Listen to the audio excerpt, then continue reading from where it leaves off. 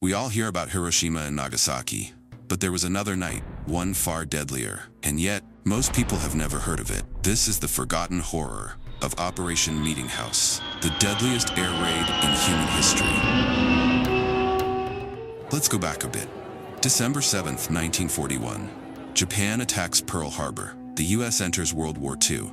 From that moment, America wasn't just fighting back, they were planning to break Japan completely. But there was a problem. Japan's mainland was tough to reach, and even tougher to bomb. High-altitude raids weren't working. The bombs missed their targets. Too much wind, too many clouds. They needed a new plan. That's when General Curtis LeMay stepped in. LeMay wasn't subtle. He believed if high-altitude bombs don't work, drop them lower. And if precision fails, burn everything. Tokyo, he realized, was made of wood and paper. The whole city was a fire waiting to happen. But before striking Tokyo, the US ran tests. They built a fake Japanese village in Utah with wooden homes, tatami mats, sliding doors. Then they tested bombs to see what caused the most destruction. The result?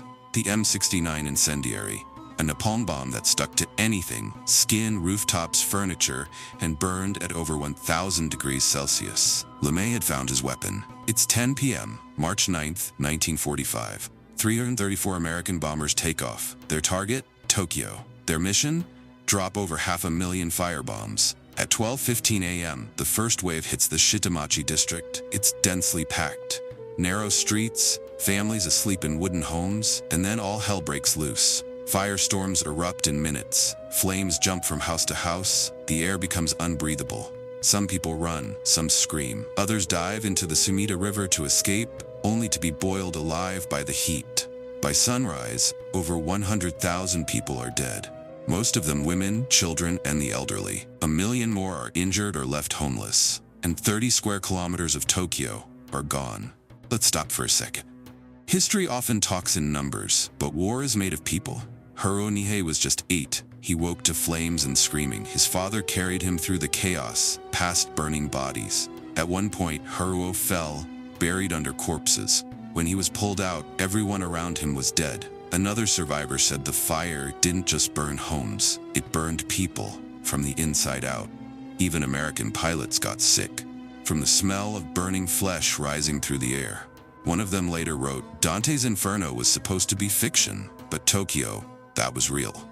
But Tokyo wasn't the end. The US used the same firebombing tactics on 66 other cities, Osaka, Kobe, Nagoya, and more. No military bases, no factories, just neighborhoods full of civilians.